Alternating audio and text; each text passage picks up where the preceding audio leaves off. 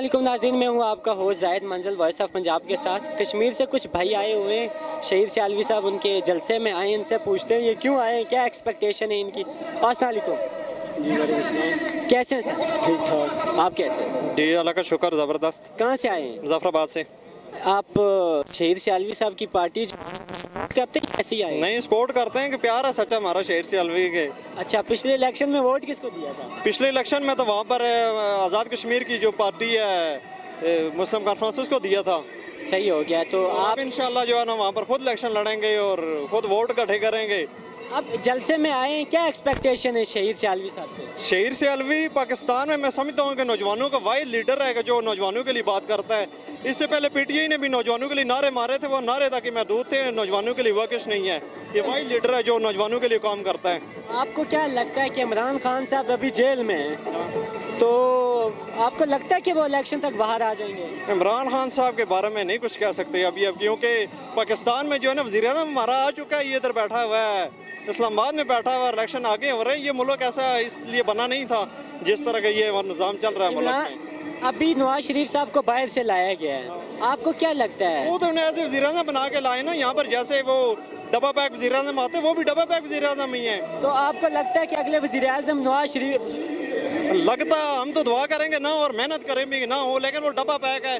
पाकिस्तान में आज से पहले हमेशा वज़ीर-ए-आज़म जो होते रहे वो डब्बा पैक होते रहे।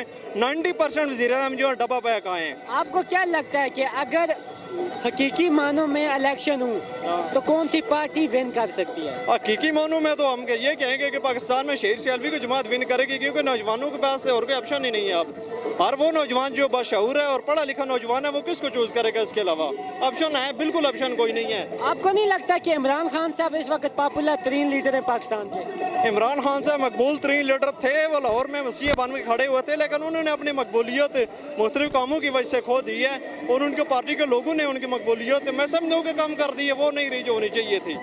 सही हो गया। तो आपको क्या लगता है कि इमरान खान साहब ने जो है हुकूमत में 4 साल गुजारे, तो वो पाकिस्तान के लिए ठीक था या ऐसे ही? पाकिस्तान के लिए इमरान खान साहब ने मैं समझता हूँ कि कुछ भी नहीं किया, निज़ाम को सीधा नहीं कर सके।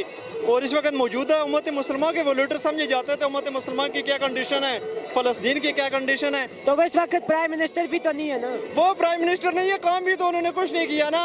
अभी इस वक्त दुनिया में कहीं भी अगर ऐलान किया जाएगा डॉलर आ रहे हैं, तुर्की की फौज, हमारी फौज इस वक्त दौड़ेगी कि डॉलर हम शहीद होने के लिए जा रहे हैं। डॉलर नहीं आ रहे फ़लस्तीन की जंग से ना, सारी फौजें आराम से बैठी हुई हैं। वो सब झूठ थे कि हमारा मिसाइल यहाँ से उसको मारेगा इसराइल को, वो भी झूठ साबित हो गया। हम अपने मिसाइलों को ट्रकों में भर के इधर घूम रहे होते हैं। तो अभी जो हुकूमत किसकी है?